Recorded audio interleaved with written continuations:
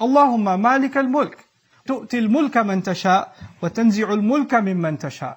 You grant dominion, you grant power, you grant authority, you grant sovereignty to whoever you want. And you pull it away from whoever you want. This is a fact. We're declaring to Allah, you do this at your discretion. Whoever you decide gets power. Whoever you decide, you start pulling power away from them. The interesting thing about the Arabic of this part of the ayah is the word mulk is used twice.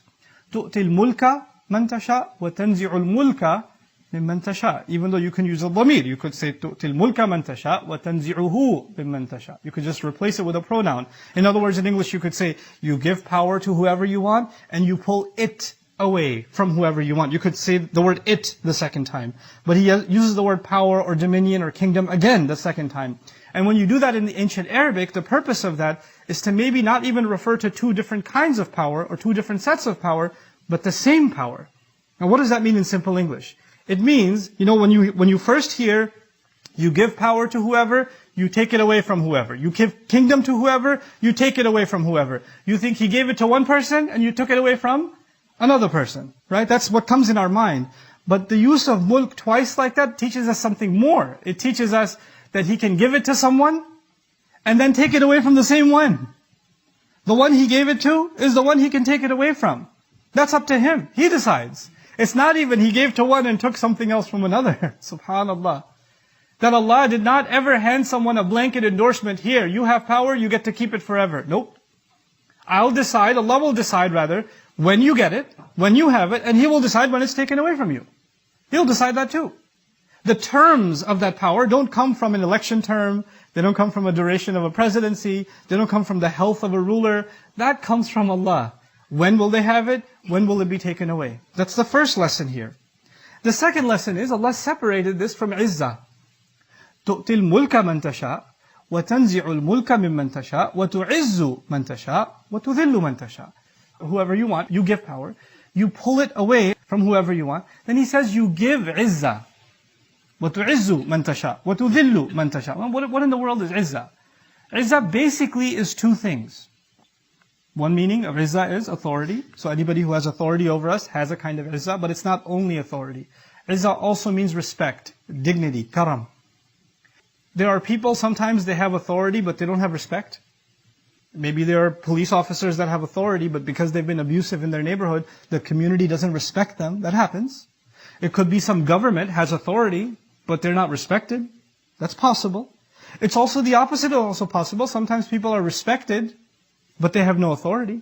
It could be a teacher or an intellectual or a writer that is respected for their ideas, but they have no authority to implement their ideas. Nobody actually takes their ideas and does something with them. So they have respect, but they don't have authority. That can happen. But when someone has izzah, they actually have both. They command respect and they command authority. Now Allah is taking it a step further. He's separating mulk from izzah. Those are two separate things. Just because you have power doesn't mean you have respect. Doesn't actually mean you have authority in the hearts of people. You may have authority on paper. You're the king. You're the ruler.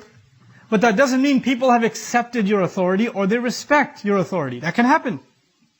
So Allah says He can give kingdom, He can give dominion and take dominion away, but that kingdom and that dominion does not necessarily mean that someone has izzah too. He separated those two concepts from each other. It's a remarkable thing that Allah did. Because in the world's eyes sometimes, whoever has power must also have respect. And they come up with fake forms of respect because they won a certain position. Then they have to have an inauguration to honor them. They have to have ceremonies to celebrate and respect them. Or when you go meet them, you have to have a certain kind of decorum. All of these formalities to show that this person has respect. But Allah is teaching us that actually true respect and true authority and true honor is not something you can get from a ceremony. You can't get it on a piece of paper. You can't get it because you're sitting at a certain podium or living in a certain palace. It doesn't come from that. Allah gives that in the hearts of people.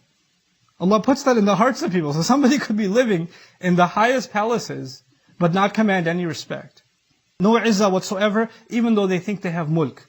So He says, تُؤْتِي الْمُلْكَ مَنْ تَشَاءُ وَتَنْزِعُ الْمُلْكَ مِمَّنْ تَشَاءُ وَتُعِزُّ مَنْ تَشَاءُ وَتُذِلُّ مَنْ تَشَاءُ. By the way, izzah also means strength. Really interesting contrast. Not just respect, but also means strength. Like Allah says, فَعَزَّزْنَا بِثَالِثٍ. In Surah Yasin, we reinforce two prophets with a third one. We strengthen them. The word izzah was used for that too. In other words, just because you have kingdom, doesn't mean you have strength. Sometimes there are people who have the label, but they have no actual power. They don't have the izzah to do something. They just have that authority. How many times does this happen in our personal lives? I don't just want you to think about politics. I want you to think about our personal lives also. How many times can it be that a father has authority on paper? Officially, he's the provider for the family. He's supposed to have that some level of mulk, but he has no power to make his son or daughter do something or say something or change their behavior at all. Powerless. Also, sometimes he's got that authority, but he's not respected at all, has no izzah.